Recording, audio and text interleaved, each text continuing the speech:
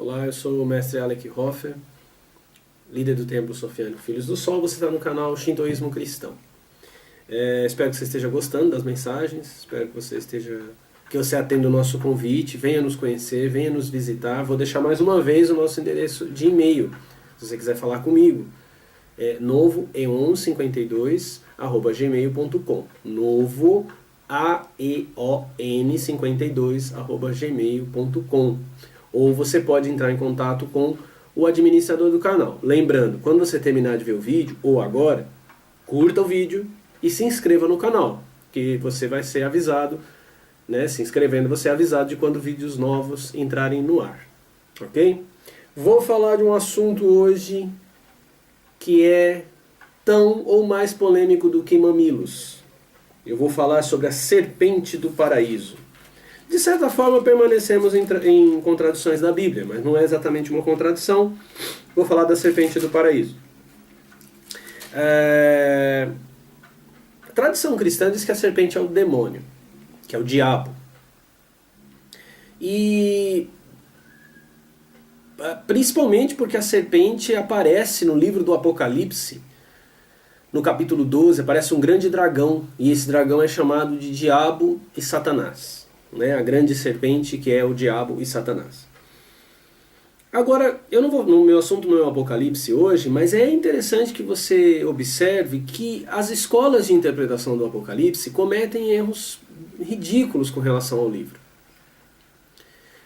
Eu vou explicar alguns para você entender porque que esse texto não pode nos dizer de fato quem é a serpente do paraíso, a antiga serpente.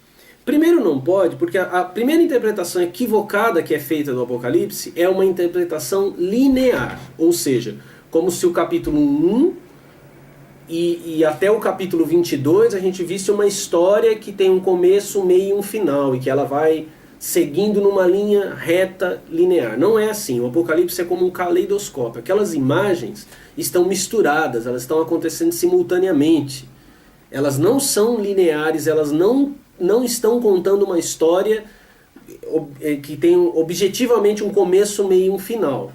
Primeiro erro. O tempo divino que o Apocalipse trata é trazido para o tempo humano. Isso é coisa de embromólogo, né? Ele traz para o nosso tempo mortal. Segundo grande erro com relação ao estudo do livro do Apocalipse, eles literalizam as figuras do Apocalipse. Por exemplo, o tal dragão, que se diz ser a serpente e o diabo, antes que ele apareça é dito, e viu-se um grande sinal no céu. Um sinal é algo que aponta alguma coisa. Por exemplo, você está dirigindo. Aí o sinal, o semáforo, muda de vermelho, você está lá parado, né? Ele muda para verde. Você interpreta o sinal verde, você aprendeu que o sinal verde é que você pode avançar, né? E que o sinal vermelho você deve parar. Se você obedece, eu não sei, mas é isso que simboliza, é isso que sinaliza. Então esse dragão vermelho, que não é nem vermelho, né? Literalmente ele seria o dragão cor de fogo, né? Ele é um sinal que aparece no céu, ou seja, esse dragão não é literal, ele simboliza algo, ele indica algo, ele mostra algo, e nem mesmo o céu é literal. O Apocalipse é um livro de figuras, de símbolos. Quando você vê, aparece uma mulher, no capítulo 17, vestida de vermelho, diz que ela é a grande Babilônia, a mãe das prostituições e abominações da terra. Esse nome, Babilônia, a grande mãe das prostituições e abominações da terra, diz que ele está escrito na testa da mulher e antes disso está escrito mistério. Ou seja, esse mistério precisa ser desvendado, esse mistério precisa ser compreendido, esse mistério é um mistério que só é profundamente entendido por meio de iniciação, porque essa palavra mistério vem dos cultos iniciáticos, tanto do Império Romano, ou por exemplo, o culto a Mitra, como os cultos gregos, os mistérios de Eleusis, o culto a Ísis, né, o culto egípcio. Então esse mistério significa que essa mulher não é Jerusalém, ou não é Babilônia, não é Igreja Católica, não é Roma, é um mistério. Então, literalizar ou mesmo interpretar de modo equivocado, literal, os sinais do Apocalipse é o segundo grande erro das escolas de estudo do Apocalipse, que tem várias, né? Você não pense que existe apenas uma forma de ler o Apocalipse. Os embriomólogos desenvolveram várias. Por isso que ninguém concorda, né, acerca disso. Outra coisa, outro grande erro ao ler o Apocalipse é a imposição doutrinária. Ou seja, uma pessoa impõe ao texto coisas que ele não disse e que são doutrinas elaboradas muito tempo depois do texto. Por exemplo, ontem mesmo eu vi um debate na televisão entre dois pastores discutindo o tal do arrebatamento. O arrebatamento seria a volta de Jesus e os crentes indo para o céu. Aí eles estavam discutindo se a batalha entre Dragão e Miguel, no capítulo 12 do Apocalipse, tem a ver com se ali a igreja já foi arrebatada, se não foi arrebatada. Quem está vendo arrebatamento no Apocalipse? O arrebatamento nem é uma doutrina antiga da igreja, ela é bem recente, faz parte do... Ela está inserida no movimento evangelical, que é um movimento nascido aí em resposta, aliás, um movimento fundamentalista que nasce em resposta ao liberalismo teológico, que tem raízes na Alemanha. Então, não existe Apocalipse, não existe arrebatamento no Apocalipse. Isso é uma imposição de uma doutrina. A doutrina é enfiada, inserida dentro do texto. Então, esse é o terceiro grande erro. Então, ler ali dragão, mas está dizendo que é o diabo, que é o Satanás, e que essa é a antiga serpente, mas eu preciso compreender que o Apocalipse é um livro simbólico. Eu não vou falar do Apocalipse, tá? Só estou pegando esse texto, mas daqui a pouco eu vou lembrar de algo. Então, para a gente entender o Gênesis, principalmente os primeiros capítulos, principalmente Gênesis 3, eu preciso entender que eu estou no mesmo terreno da linguagem simbólica. Eu não sei que você já tenha conversado com alguma cobra, e eu vou ficar com medo se você já falou com ela. Quer dizer, você entendeu, eu estou falando cobra serpente, né? Cobra rastejante, né? Tem gente que até fala com cobras, mas não é isso que eu estou falando. Você já conversou com alguma serpente, ou você estava muito louco, ou você precisa ir no médico. Serpentes não falam, mas no Gênesis ela fala. O que isso significa? Significa que essa serpente não é uma serpente. Ela é simbolicamente chamada de serpente. Simbolicamente chamada de serpente.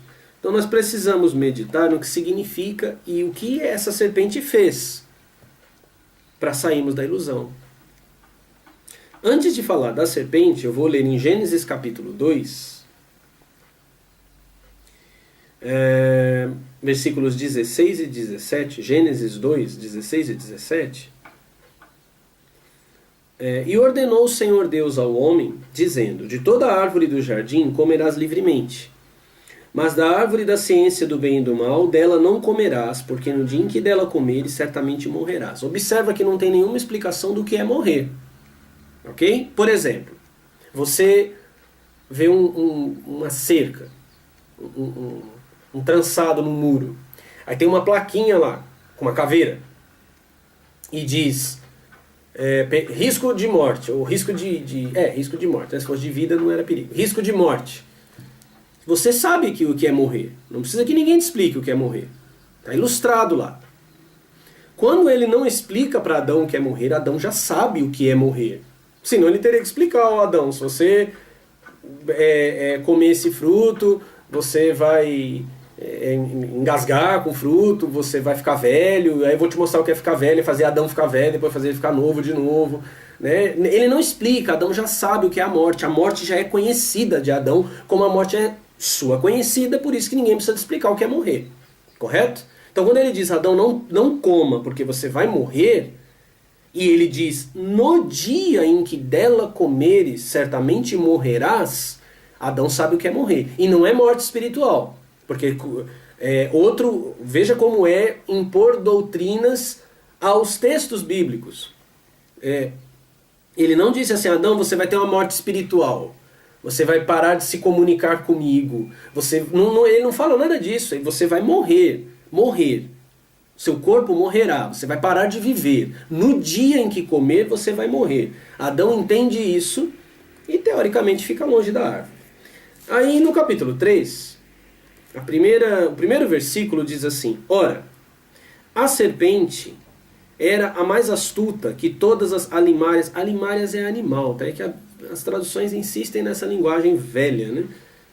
Que todos os animais ou alimárias do campo que o Senhor Deus tinha feito. Então, aqui, primeira coisa que se diz, que se faz, é um elogio à serpente. Ah, mas a astúcia nem sempre é bom, mas algumas traduções dizem que ela era sábia. Era mais sábia, mais inteligente dos animais, do campo. Primeira coisa a observar é se a serpente é ruim, o que ela está fazendo lá, no paraíso.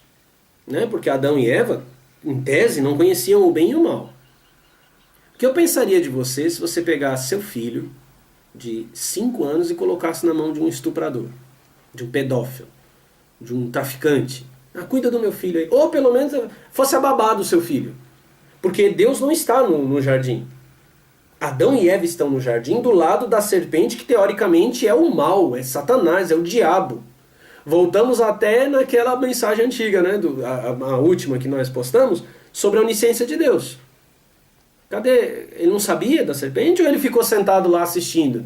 Agora vai pegar Adão, Adão vai cair, Adão vai pecar. Não faz sentido. Faz mais sentido compreender que a serpente não era ruim. Esse é um elogio feito à serpente. Elogio parecido com o que é feito ao número 666. Porque no livro do Apocalipse, no capítulo 13, diz que o 666 não diz que é o número do diabo. Nem diz que é o número da besta. Diz que é o número do homem. Do homem. E antes de dizer que é o número do homem, versículo 18 do Apocalipse 13, diz assim: aqui há sabedoria. Ou seja, neste número há sabedoria. Mas é o número do demônio, é o número do anticristo, né? Mas a gente... ainda vou falar bastante sobre isso. Paciência. Então no capítulo 3, primeiro tem esse elogio à serpente. E aí, no versículo 1 ainda diz: e esta, a serpente, disse à mulher: é assim que Deus disse, não comereis de toda a árvore do jardim? E disse a mulher à serpente: do fruto das árvores do jardim comeremos. Mas do fruto da árvore que está no meio do jardim, disse Deus: não comereis dele, nem dele tocareis, para que não morrais. Então a serpente disse à mulher: certamente não morrereis. Veja bem, a serpente disse: não morrerão. Deus disse: morrerão. Aí versículo 5, que a serpente diz: porque Deus sabe que no dia em que dele comerdes, se abrirão os vossos olhos e sereis como Deus, sabendo o bem e o mal. Então a serpente diz primeiro: você não vai morrer. Diz: se abrirão os seus olhos.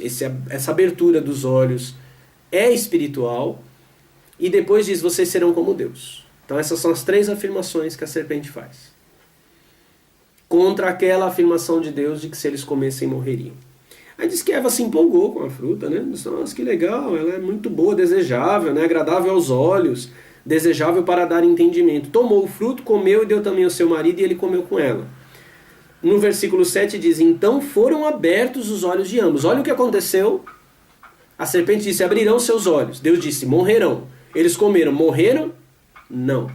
Abriu os olhos? Abriu. Quem que mentiu então? Né? Aí diz que eles cozeram folhas de figueira e fizeram para si aventais. Isso é um pouco difícil de entender para a maioria das pessoas, porque elas não sabem o que significa a palavra conhecer ou conhecimento. Mais adiante diz que Adão vai conhecer Eva, e ela dará à luz ao primeiro filho deles, que é Caim. Esse conhecer, a tradução literal seria penetrar. Então Adão penetrará Eva. Não precisa explicar o que é penetrar, né? Acho que você sabe o que eu estou falando. Então ele penetrará Eva. Essa árvore é chamada, a palavra em hebraico, da'at, é penetrar. Então é a árvore da penetração do bem e do mal.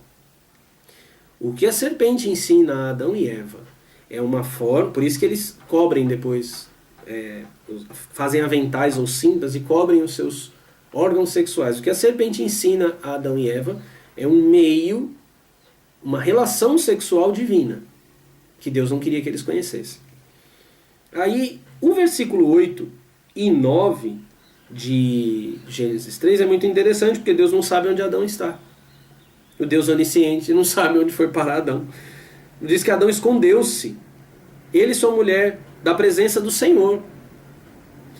E aí, entre as árvores do jardim. E chamou o Senhor Deus a Adão e disse-lhe: onde estás? Quer dizer que se Adão não sai, Deus não vê, não acha ele. Perceba que obedecer à voz da serpente os escondeu dos olhos de Deus. Quando você lê aqui jardim do Éden, Éden quer dizer delícias. E a palavra hebraica para jardim, gan, geralmente se refere a um jardim com muros, um jardim murado. Então deixa eu te falar o que ninguém te conta. Outro dia também eu estava vendo um pastor falando sobre Adão, disse que o pecado de Adão era incompreensível, porque Adão estava cercado de beleza, de delícia. Onde que você lê isso? Leia depois o Gênesis, e onde que Adão estava de boa, coçando o saco? Não estava não, porque no capítulo 2 diz que Adão foi posto no jardim para lavrar. Adão trabalhava no jardim. O jardim não era uma casa cheia de delícias, era uma prisão para Adão e Eva. Se assim não fosse, se eles estivessem tão satisfeitos, quem está satisfeito não vai atrás de mais nada. Quem está satisfeito está completo, correto? Você comeu, bateu aquele rangão mesmo. Aí você terminou, você vai atrás de comida? Você fica até com nojo de comida, né? Você vai no rodízio. Você sai do rodízio passando mal. Você chega em casa e faz um miojo, uma lasanha. Claro que não. Você está cheio. Adão e Eva olham para essa árvore quando a serpente fala, porque eles não estão cheios. Porque eles não estão completos. Porque eles não estão satisfeitos. E essa árvore era bem a saída mesmo, ela era a chave para escapar do jardim, do trabalho forçado, porque era trabalho forçado. Tá?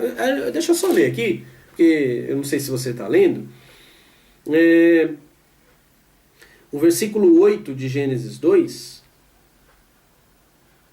diz assim: e plantou o Senhor Deus um jardim no Éden, na banda do Oriente, e pôs ali o homem que tinha formado. Versículo 15: e tomou o Senhor Deus o homem e o pôs no jardim para o lavrar e guardar. Quer dizer, ele tinha que lavrar a terra e era o guardião da terra. Ele era o guarda ali do negócio. Ele estava trabalhando, ele não estava no paraíso. Paraíso é a doutrina imposta ao livro do Gênesis. Prisioneiros tentam fugir, homens livres não tentam. E o fato é que a serpente disse: abrirão seus olhos, e os olhos se abriram. Aí tem toda a maldição, né? De Deus contra Adão e Eva. Essa parte você já conhece. Aí, interessante que o versículo 20 mostra Adão nomeando Eva, que ela não tinha nome até então. Ele diz: chamou Adão o nome de sua mulher Eva, porquanto ela era a mãe de todos os viventes. Eva quer dizer mãe da vida. Isso é muito interessante porque para fazer os animais, antes, né, no capítulo 2, o versículo 19 do capítulo 2, diz assim: havendo, pois, o Senhor Deus formado da terra todo animal do campo e toda ave dos céus, os trouxe a Adão, para este ver como lhe chamaria. E tudo que Adão chamou a toda alma vivente, isso foi o seu nome. Isso é muito difícil de entender porque as pessoas têm uma visão, uma caricatura. Então parece que Adão estava lá, né, peladão, estava no jardim, aí Deus ia mandando trazer o bicho. O que é isso? Esse é gato. O que é isso? Isso é cachorro. Não é verdade, não foi exatamente isso que aconteceu. Adão participa ativamente da criação do mundo. Esse negócio de nomear, de dar nome, tem a ver com a doutrina egípcia de que aquilo que não tem nome não existe. Então na mente de Deus existia, mas para existir neste mundo, Adão tem que nomear. Esse nomear é um chamar da verdadeira natureza. É o que ele faz com Eva. Veja que Eva lhe dá o fruto, induzida pela serpente, e Adão não a amaldiçoa, Deus amaldiçoa, os dois. Mas Adão dá para ela um nome sagrado, ele a chama de mãe da vida. Se ela é a mãe da vida, segundo a doutrina católica, ela trouxe a morte. Eva é a culpada da mulher sentir dor no parto, Eva é a culpada da mulher sentir cólica, Eva é a culpada das guerras, né? Segundo Tertuliano, que foi um dos famosos pais da igreja, a mulher é a porta do pecado, é a porta do demônio. Né? Mas para Adão não foi. Para Adão ela era a mãe da vida, que lhe deu verdadeira vida. A serpente se aproxima de Eva para fazer com que ela seja o canal dessa verdadeira vida para que ela chegue em Adão. E aí Adão chama essa verdadeira natureza da mulher à existência. O versículo 22 de Gênesis 3, agora olha só. Lembra das afirmações da serpente? Lembra? Não lembra? Vou repetir. Primeiro ele diz, vocês não morrerão. Não morreram. Deus disse, no dia que comer morrerão. Não morreram. A serpente diz, seus olhos se abrirão. Comeu, abriu os olhos. E depois a serpente também diz, serão como Deus. Agora olha o que Deus diz no versículo 22. Então disse o Senhor Deus, eis que o homem é como um de nós, sabendo o bem e o mal. Agora o próprio Deus diz que a serpente tem razão. Agora o homem é como Deus. Agora o homem sabe o bem e o mal, como Deus também sabe o bem e o mal. Então a serpente não mentiu em nenhuma das afirmações. Todas as afirmações da serpente eram verdadeiras.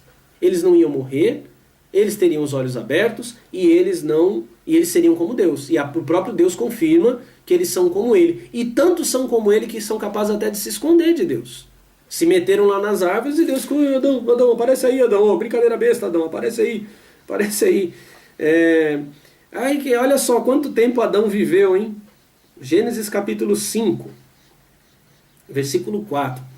E foram os dias de Adão, depois que gerou a Sete, 800 anos. E gerou filhos e filhas. Versículo 5. E foram todos os dias que Adão viveu 930 anos e morreu. Olha só, hein? Deus disse, você vai morrer no dia que comeu o fruto. Adão viveu 930 anos. Não é uma contradição da Bíblia? Ou é uma mentira de Deus? Pelo menos do Deus Jeová, né? Que aqui quando a gente lê Senhor Deus, é Jeová Deus, né? Então a serpente não mentiu, mas Deus mentiu. Disse que ele ia morrer e ele não morreu. Ele viveu. Os olhos dele se abriram. Na tradição judaica, essa serpente é uma figura chamada Lilith. O Talmud chama de Lilith. Os Midrashim chamam de Lilith. E diz que Lilith e um outro anjo, uma outra criatura chamada Samael, estiveram envolvidos aqui, nesse pecado de Adão e Eva, nessa desobediência. Segura essa informação, vem comigo, ou depois, não precisa ser agora também, se você estiver sem Bíblia, mas para o livro de Números, capítulo 21. Números, capítulo 21.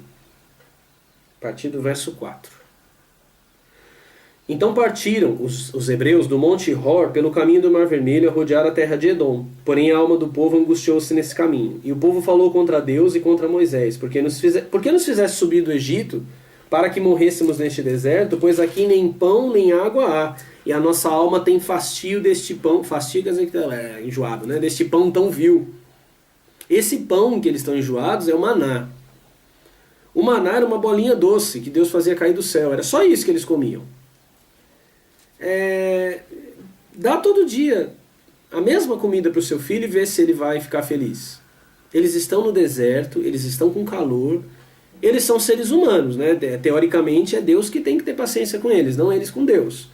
Eles estão enjoados de comer o pão e reclamam. Tinham crianças no meio dessa multidão que talvez estivessem enjoados de comer a mesma coisa, tipo comer miojo todo dia, café da manhã, almoço e janta. E o que Deus faz? Então o Senhor, Deus, mandou entre o povo serpentes ardentes que morderam o povo, e morreu muito o povo de Israel. Quer dizer, imagina, né? Eles reclamaram que estavam enjoados, e aí Deus matou com serpentes. Pelo que o povo veio a Moisés e disse, havemos pecado porquanto temos falado contra o Senhor. Lógico, né? E o medo. E contra ti. Ora, o Senhor que tire... pede, né, ao Senhor que tire de nós essas serpentes. Então Moisés orou pelo povo. E disse o Senhor a Moisés, faze uma serpente ardente, ou de bronze, em algumas traduções, põe-na sobre uma haste, e será que viverá todo mordido que olhar para ela.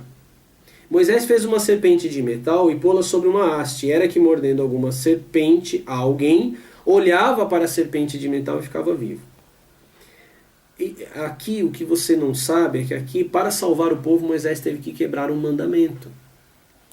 Porque você já ouviu que não se deve fazer imagem de escultura, né? E todo mundo pensa porque impõe-se aos textos bíblicos doutrinas que não se deve fazer imagem de santo, de um Deus, né? Mas o mandamento do Antigo Testamento dizia assim em Êxodo 20, versículo 4: Não farás para ti imagem de escultura, nem semelhança alguma do que há em cima nos céus, nem embaixo na terra, nem nas águas debaixo da terra. Ou seja, o povo foi proibido de fazer qualquer coisa. Então, se você diz que segue o Antigo Testamento, você não pode ter foto. Se você tem foto no Facebook, se você tira foto, você está violando o mandamento. É imagem nenhuma, não podia fazer. A adoração da imagem vem depois, mas primeiro não pode fazer. Não é só de um Deus, não é só imaginar o que era um Deus. Qualquer animal, de qualquer pessoa, porque é o que está em cima no céu, do sol, das estrelas, das nuvens, ou do que você imagina que vive no céu, Zeus, Odin, seja lá o que for, não podia fazer. E nem de nada na terra. Cachorro, gato, cavalo, eu não podia fazer. Para salvar o povo, Moisés tem que quebrar este mandamento. Aí tem uma série de figuras, né, no Antigo Testamento. Tem a nuvem de fogo que acompanhava o povo durante a noite, porque ficava muito frio o deserto. A nuvem que os protegia do sol durante o dia, porque o sol era muito forte, então cobria o povo. Tem a Arca da Aliança, onde a presença do Deus de Israel estava. Cajado de Moisés, tem um monte de coisa. Quando Jesus vai pegar uma dessas figuras do Antigo Testamento para falar sobre si mesmo, ele não escolhe cajado, ele não escolhe a Arca da Aliança, ele não escolhe nuvem, ele não escolhe a pedra de onde Moisés tirou água, ele escolhe justamente esta serpente de Números 21. Vamos para o Novo Testamento, João capítulo 3. João 3.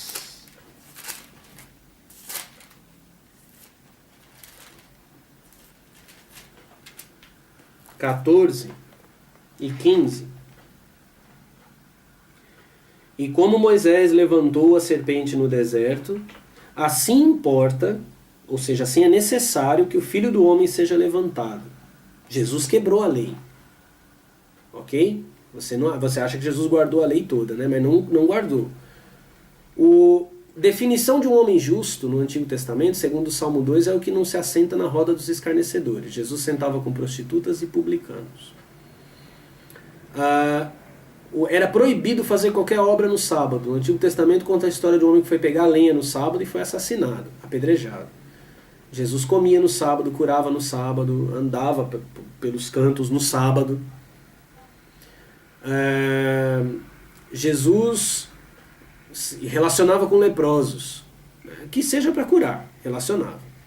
A mulher do fluxo de sangue, aquela famosa que o evangélico adora contar a história dela, tocou na veste de Jesus. Segundo a lei, Jesus ficou imundo. Ele não podia ir para a casa de Jairo ressuscitar a filha dele. Ele teria que se purificar porque uma mulher com fluxo de sangue tocou nele. Ele não se purificou. Aí pior, ele chegou na casa de Jairo, a filha de Jairo estava morta, ele tocou na menina. Era proibido tocar em corpos mortos. Tornava a pessoa impura também. Jesus quebrou a lei, meu querido. Aqui, ó, o que Moisés fez lá é o que Jesus vai fazer. Ele vai quebrar a lei. E vai ser condenado por quebrar a lei. Porque a realidade é muito diferente do que você vê no History Channel. Todo documentário que você vê no History Channel, ou sei lá onde, mas principalmente no History, diz que Jesus era um agitador político, que o Império Romano estava cagando e andando para Jesus. Eles não estavam nem. Jesus não era ninguém para eles. Quem, segundo a Bíblia, e é a única informação que nós temos, porque nós não temos outros relatos da vida de Jesus. Então essa suposição de documentários, ela é esdrúxula, ridícula. Segundo o Novo Testamento, os evangelhos, quem arquitetou a morte de Jesus, quem o chamava de pecador, ou seja, que desobedece à lei, foram os fariseus, a elite religiosa judaica. Eles planejaram, eles pagaram Judas, eles planejaram a prisão dele, e como eles haviam sido proibidos, porque eles adoravam apedrejar pessoas, eles haviam sido proibidos pelo Império Romano de exercer pena capital, eles levam Jesus para o julgamento nas mãos de Pilatos. E segundo o Novo Testamento, Pilatos se esquiva desse julgamento. De novo, eu não estou discutindo a historicidade, eu estou discutindo o que está, pura e simplesmente o texto. Não quero saber o quanto disso é fato histórico ou não é. Agora, o que está escrito na Bíblia é isso. foram os líderes religiosos, a elite religiosa judaica, que olhava para Jesus, sim, como alguém que desobedecia a lei, como um pecador, como um falso profeta. Eles arquitetaram a morte dele. O Império Romano não estava nem aí para Jesus. Tanto que não aparece confronto entre eles. O que aparece nos evangelhos é um centurião romano procurando Jesus para ser ajudado por ele. Então, essa é a realidade do texto. Então Jesus diz, o Filho do Homem será levantado, quer dizer, os mandamentos serão quebrados. E aí o versículo 15, para que todo aquele que nele crê, olha para ele, para obedecê-lo, não pereça, como morriam as pessoas picadas pela serpente, mas tenha a vida eterna. Você observou que eu li lá, serpentes ardentes. Diz que o Senhor enviou contra o povo serpentes ardentes. Aí você pensou que eram cobras. Eu disse que Gênesis, a serpente é uma figura, né? Que é um símbolo, não é uma cobra. Agora, o que são serpentes ardentes? Você sabe como que essa serpente de fogo, serpente ardente quer dizer de fogo, não uma serpente, uma pimenta. É uma serpente de fogo, uma serpente que arde. E é uma serpente ardente também que é pendurada no madeiro ali para que todo mundo olhe para ela. Eu vou ler a palavra que você não vai encontrar na Bíblia porque os tradutores espertamente a esconderam. Isaías capítulo 6.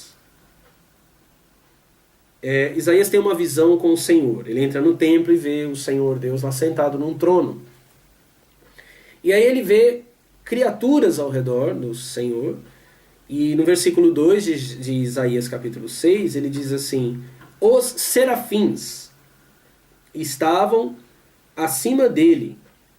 Cada um tinha 6 asas, com 2 cobriam o rosto, com 2 cobriam os pés e com 2 voavam. Esses serafins vão aparecer glorificando o Senhor. São anjos, criaturas celestes, espirituais, ou como você quiser, que ficam ao redor dele. Essa palavra serafim é serpente ardente. Serpente que arde. Então o que ele enviou contra o povo? O que ele fez ir contra eles? Os serafins. Os seres ardentes. As serpentes que ardem, os seres de fogo. Eles adoeceram o povo. Para curá-los era necessário que outra serpente que arde fosse erguida no madeiro. Eu disse numa das nossas mensagens que Jesus era um anjo que foi ungido com óleo de alegria mais do que os companheiros, ou seja, um anjo que foi elevado acima dos anjos. Acima de que anjos? É aquilo que está escrito lá, a gente já está falando na nossa primeira mensagem, em Colossenses, que Jesus despojou os principados e potestades. Paulo fala na carta dele aos Gálatas que a lei foi dada pelo ministério dos anjos. Eram essas serpentes ardentes, que agora entram no meio do povo e os atingem. Então a serpente lá do Gênesis realmente é um ser angelical. Segundo o Talmud, mas aí é a interpretação judaica, é uma interpretação que demoniza. O que os judeus fizeram é a mesma coisa que a igreja católica fez e que a igreja evangélica fez. O que a igreja fez? Quando ela ia evangelizando, o que ela fazia? Quando ela encontrava com os deuses dos povos, ela dizia que eles eram demônios. Quando o culto a esse Deus era muito persistente, eles transformavam esse Deus num santo. Fizeram isso com Brígide. A Brígide celta foi transformada em Santa Brígida, porque o povo cultuava intensamente. Agora Odin foi comparado ao diabo, porque Odin era muito sexual, estava ligado a adivinhações, não dá para virar santo. Pan. Tudo que você vê de descrições do diabo, elas são descrições de Pan. Diz que o diabo tem pé de bode, que ele tem aquela barbicha, né? Tem até desenhos assim, se você digitar isso na internet, você vai ver, com asas. É a imagem do deus Pan. Pan não podia ser cristianizado, então ele foi demonizado. Né? Ele foi atribuído ao maior demônio, ao maior mal. Então o que os judeus religiosos, a religião judaica fazia, era isso, ela ia demonizando as coisas. Até Jesus foi demonizado no Talmud. Então eles foram demonizando e chamando de criaturas das trevas, seres da mais alta espiritualidade. Então você pensa que Lilith é um demônio, que é uma força do mal, né? E morre de medo, ou sei lá, de repente até gosta, né? Tem gente que gosta. Lilith não é um demônio. Samael não é um demônio. Samael é uma figura de Cristo. E Lilith é uma figura do Espírito Santo, ou da sabedoria de Deus. Lilith e Samael são nomes dados com a intenção de xingar ou de demonizar, de marcar como demoníaco, esses mesmos seres sagrados que aparecem aqui em Apocalipse capítulo 22, versículos 16 e 17. Vou ler os dois porque é importante que eu leia. Eu, Jesus, enviei meu anjo para vos testificar estas coisas nas igrejas. Eu sou a raiz e a geração de Davi, a resplandecente estrela da manhã. Quando Jesus diz que é a estrela da manhã, ele está falando que ele é Lúcifer. Lúcifer significa estrela do amanhecer, estrela da manhã. Então Lúcifer não é o anjo que quis ser como Deus e que caiu e que foi para o inferno. Na verdade, esse nome nem existe na Bíblia. Ele é um nome latino, do latim, né? Quando a Bíblia foi traduzida para o latim, Isaías capítulo 14 fala da estrela da manhã, e aí colocou-se o nome Lúcifer lá. A estrela do amanhecer. Jesus disse que é ele. Você que diz que a Bíblia é a palavra de Deus, sinto muito, é o que eu estou lendo. É engraçado quando a gente conversa com evangélicos ou pessoas da Bíblia, às vezes a gente está falando dos textos, né, eu ou outras pessoas que vão no templo, aí às vezes a pessoa fala assim, não, deixa eu ver essa Bíblia, isso é Bíblia mesmo? Essa é a Bíblia, que Bíblia de vocês? É sua Bíblia, é a Bíblia que todo mundo lê. Eu estou lendo aqui a Bíblia, eu estou inclusive com uma Bíblia tradicionalíssima na mão, que é a Bíblia da Assembleia de Deus, a Bíblia Pentecostal. Tem cheio de estudos inúteis aqui. Bíblia de estudo pentecostal. Está muito detonada, não vou mostrar a capa não, mas não, aqui, ó, Bíblia de estudo pentecostal. Tradução João Ferreira de Almeida, revista e corrigida, edição de 1995. Estou lendo a Bíblia evangélica. Estou lendo a Bíblia. Estou com Bíblia aqui, ó, Bíblia de Jerusalém. Vai estar a mesma coisa aqui, a Estrela da Manhã. Estou com a Bíblia de Estudo de Genebra, que é uma Bíblia calvinista, presbiteriana, né? Então eu estou com Bíblias aqui. Eu não estou inventando, não estou lendo nenhum livro apócrifo. Jesus disse, eu sou Lúcifer. Eu sou a estrela da manhã. Então quando você fala que o demônio, que Satanás é Lúcifer, eu acho que você está confuso. E não vem com a história que você conhece a palavra de Deus. Você não conhece. Você conhece a palavra dos homens, você conhece as doutrinas dos pastores, do Papa, mas a palavra de Deus você não conhece. Aquele Samael do Talmud, dos Midrash, dos judeus, é Jesus. Ele estava lá com Adão e Eva. E ele não estava sozinho, porque o texto 17 diz, e o Espírito, esse Espírito é Jesus. Paulo diz que Jesus é Espírito que vivifica. O Espírito e a esposa dizem vem. Essa esposa não é a igreja. Tanto que eles estão chamando pessoas para vir. Esse Espírito e a esposa que dizem vem, e quem ouve diga vem, e quem tem sede e quem quiser, tome de graça da água da vida. Quem quiser. Se você não quiser beber da água da vida, você não bebe, você não é obrigado. Você pode continuar bebendo a água turva, da lei, dos mandamentos, do Deus de Israel, você pode continuar. Mas Jesus e sua esposa, o Espírito e a esposa, chamam para beber. As duas serpentes, já viu aquele personagem mitológico, Deus mitológico, Hermes? Ele impunha um caduceu. No caduceu de Hermes tem duas serpentes enroladas. Aquelas serpentes enroladas representam os dois salvadores. O Cristo e a esposa dele. Samael e Lilith. Krishna e Radha. Rama e Sati. Vishnu e Lakshmi. Izanagi e Izanami. O masculino sagrado, o Deus e a deusa, que vem salvar os homens e que estão também lá no livro do Gênesis, no capítulo 1. No capítulo 1 do livro do Gênesis, versículo 26, quer dizer, esses dois salvadores, eles são Jesus e o Espírito Santo. Jesus e a sabedoria de Deus. Você não sabe, mas o capítulo 1 do Gênesis, toda vez que você lê Deus, está escrito Elohim. Elohim, em hebraico, significa deuses. Já começa daí, e o próprio texto vai mostrar isso, Gênesis capítulo 1, versículo 26. E disse Deus, ou seja, e disse deuses, façamos o homem, o ser humano, a nossa imagem, conforme a nossa semelhança. domine sobre os peixes do mar, sobre as aves do céu, e sobre o gado, e sobre toda a terra, e sobre todo réptil que se move sobre a terra. Quer dizer, são postos como deuses da terra. Não enfiados num jardim para lavrar a terra e guardar a porta, para não entrar ninguém. No capítulo 2 aparece o homem escravo, que a serpente ou as serpentes libertarão. No capítulo 1 aparece a verdadeira imagem de Deus. Os deuses, e eu vou mostrar que esses deuses são macho e fêmea.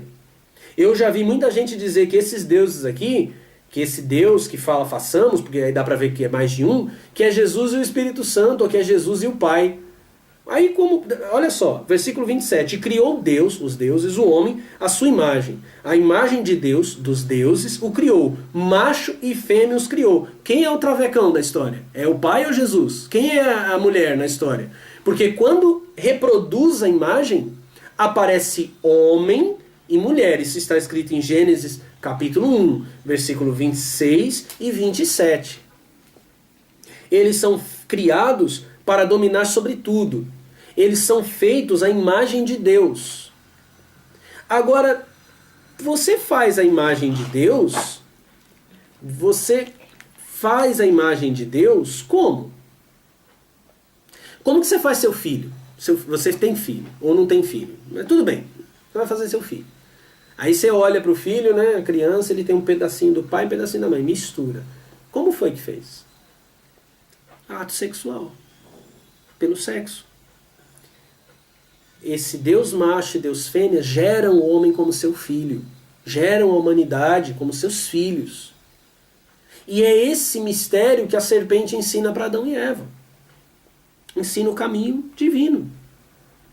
Pode parecer estranho para as pessoas ouvirem isso, porque o sexo ou é proibido, porque é sujo, ou é largado porque é sujo.